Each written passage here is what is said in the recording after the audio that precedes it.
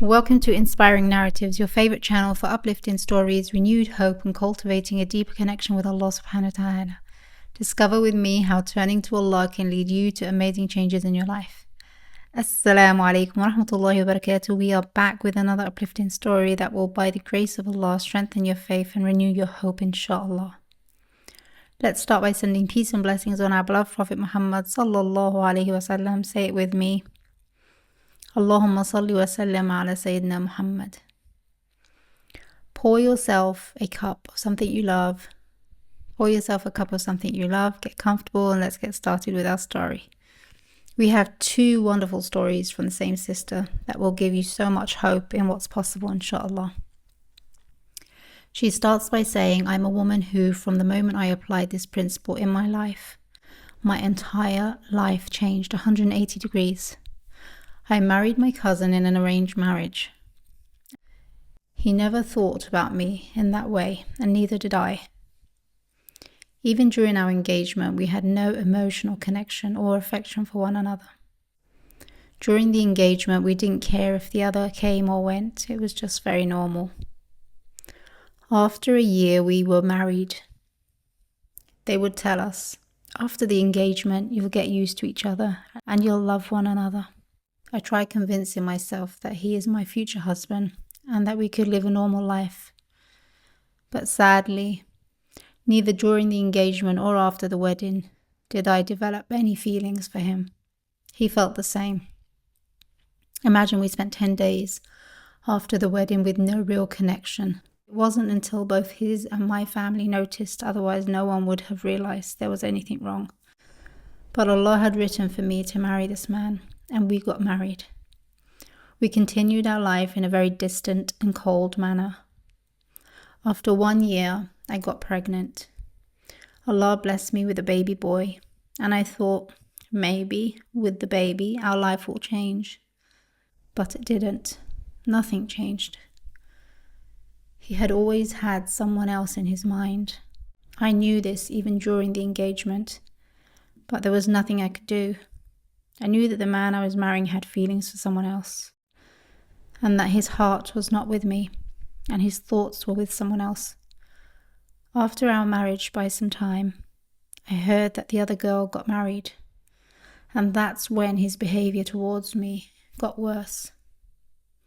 He started treating me harsher than ever before. It was as if he was blaming me for something I had no control over. Why was he blaming me? I'm in the same situation as him. I am your cousin. I too was forced into this marriage, and he knows that. But it was as if he was holding me responsible for what happened. He didn't even show interest in our son. It was as if his sole goal was to make me suffer.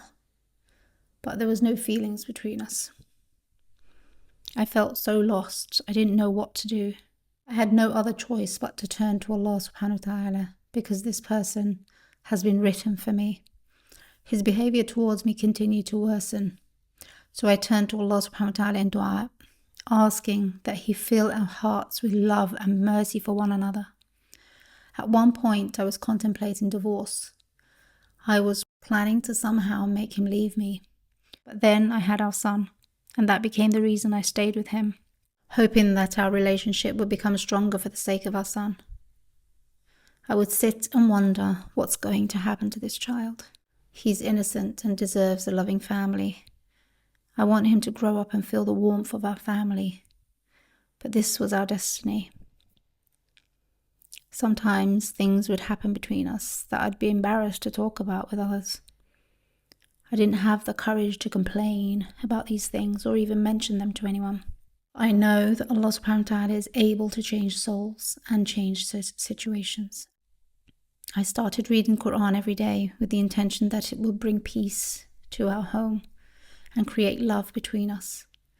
If there was any tension or problem, I prayed that it would be resolved with the Quran and with the words of Allah. Around that time, I learned about the great virtue of saying La hawla wa la quwwata illa billah. There is no change nor strength except through Allah. After reading the Quran, I would repeat this phrase regularly, feeling that it was bringing ease into my life. I was certain that something would change for the better because of it. It increased my certainty in Allah subhanahu wa ta'ala. I would repeat La hawla wa la quwwata illa billah before I went to bed every night, confident that Allah subhanahu wa ta'ala would change my husband's attitude and feelings and our whole relationship. Even though the first week was difficult, with small arguments and disagreements over silly matters, I persisted.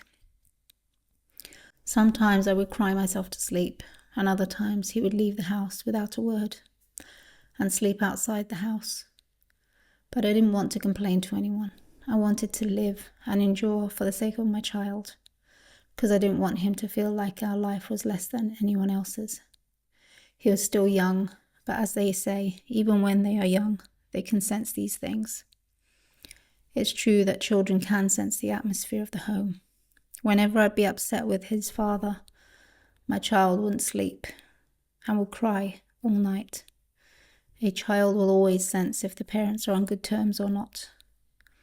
I put my trust in Allah subhanahu wa ta'ala, repeating La hawla wa la quwwata illa billah every day, and also reading Quran daily. Imagine, after a month I was so surprised. What an amazing result. Gradually, my husband's attitude shifted completely. He became kinder and more affectionate towards me and our son. He started saying things I had never heard from him before, like, life has no meaning without you, and I can't imagine my life without you. Even our families started noticing the difference. Today, I am the happiest person in the world. It's so true. When you are close to Allah subhanahu wa ta'ala, you experience a heaven on earth.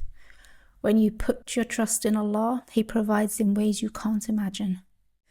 If you have sincere faith that Allah subhanahu wa ta'ala will change your situation, then for sure, inshallah, Allah will change your situation. I am content, happy and comfortable, alhamdulillah.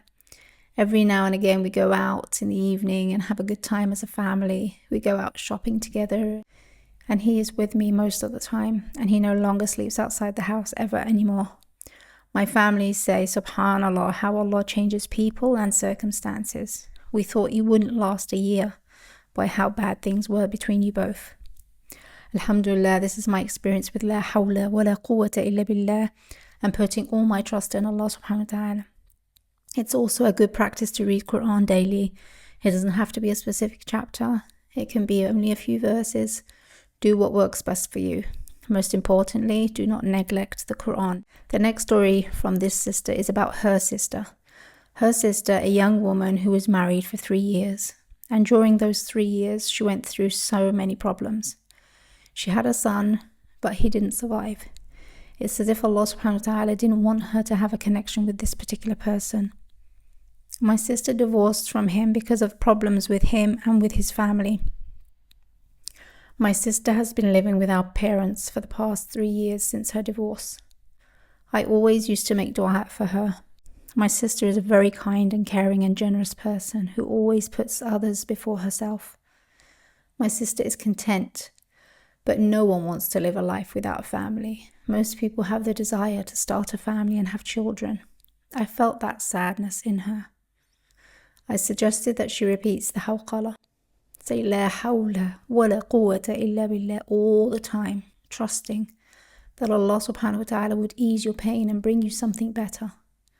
She took my advice and repeated the Hawqala frequently. In the same month, a young man came to propose to her. And after a week, another man showed interest. My sister prayed istikhara and was uncomfortable with either of them. The following month, a man entered her life. He had previously been divorced with no children from his former marriage. The cause of their separation was that he had married someone from a different nationality. When he returned to his home country, his wife refused to join him, leading to a mutual agreement to divorce with no problems. He later chose my sister, and alhamdulillah, they are now happily married. Within just 3 months, they started their new life together, and Allah further blessed them as she became pregnant during the first month of their marriage. They now live peacefully in their own home, and she is very happy, alhamdulillah.